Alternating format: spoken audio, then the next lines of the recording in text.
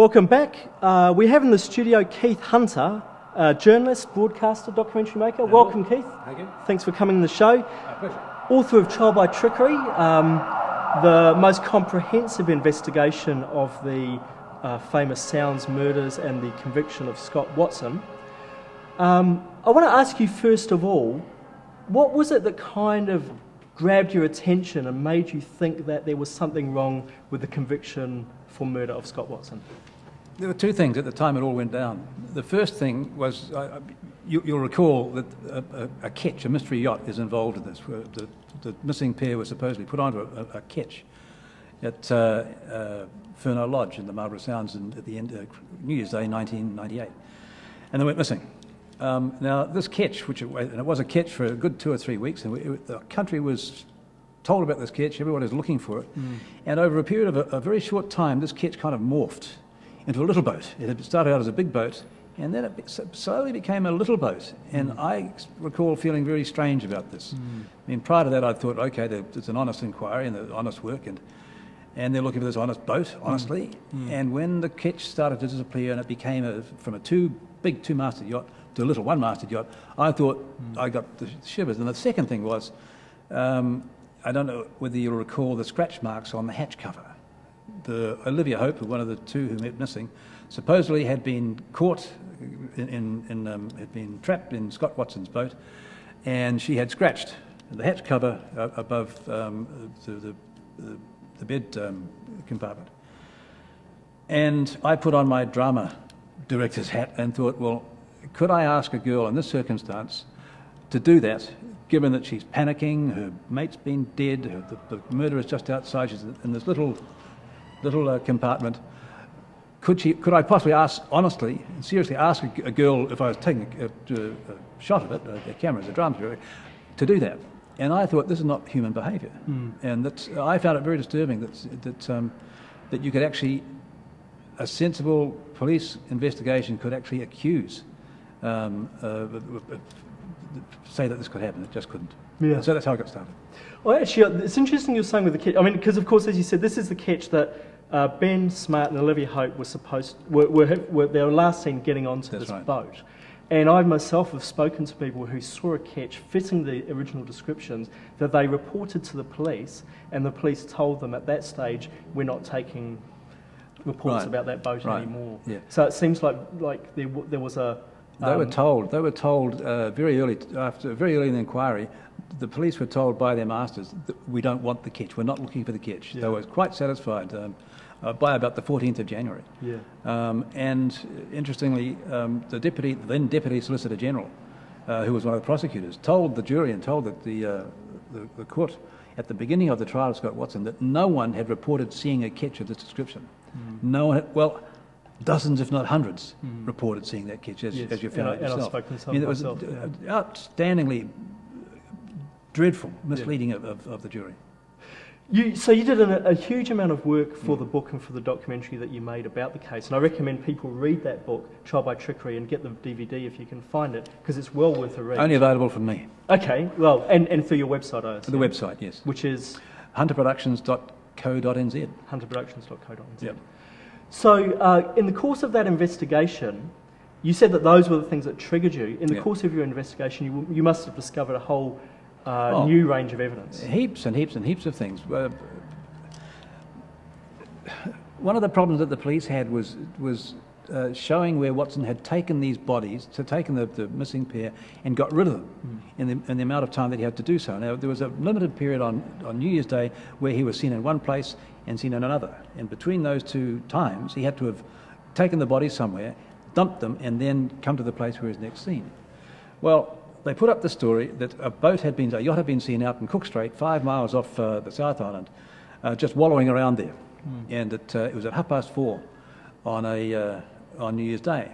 Well, Watson was seen at least by just after 5, 11 miles away, in off Tory Channel, a little bay called Erie Bay.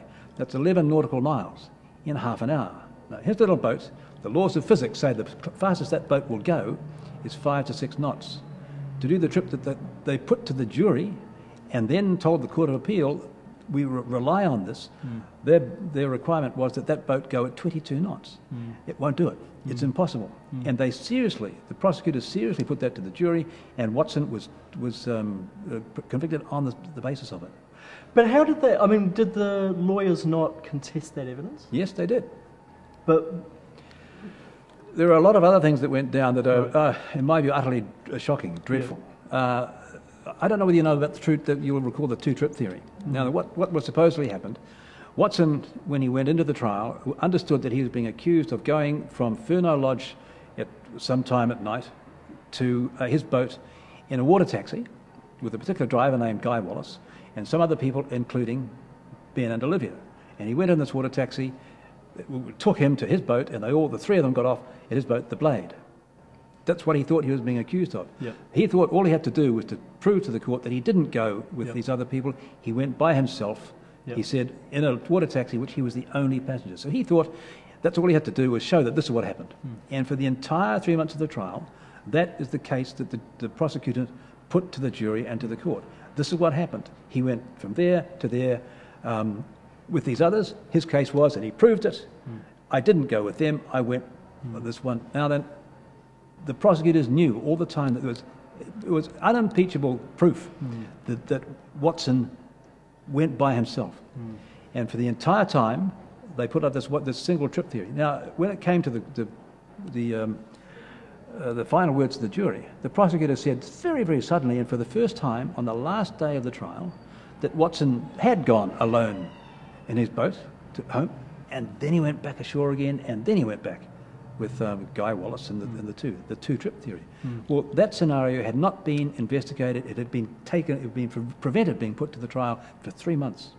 They knew it all the time. He had no way of challenging that evidence. He had no way of challenging it, none at all. Yeah. He actually defended a case that wasn't being put to him in the end. Yeah. A fake case. Yeah. Absolutely dreadful. I want to ask you about another feature, because people I've spoken to who think that there is some disquieting elements about the case say that one thing that really convinced them was DNA evidence, that the police said that they found a strand of Olivia Hope's hair on, I think it was a blanket on his boat. Yeah. Yeah. Now your book outlines some features of that evidence which I found quite disturbing. Well, at first, they had this blanket, it had a tiger pattern on it. It was taken off Watson's bunk, and they did a tape lift on it. They put sticky tape all over it, and they pull the tape off, and it's got whatever's been on the blanket gets stuck to the tape. Hairs, mostly. So they pull the hairs off and put them in a plastic bag. 2 plastic bags, in fact. Now, 2 or 3 days after they did this, an ESR scientist went through these bags of hairs, looking for hairs that might have enough root on them to supply a DNA sample.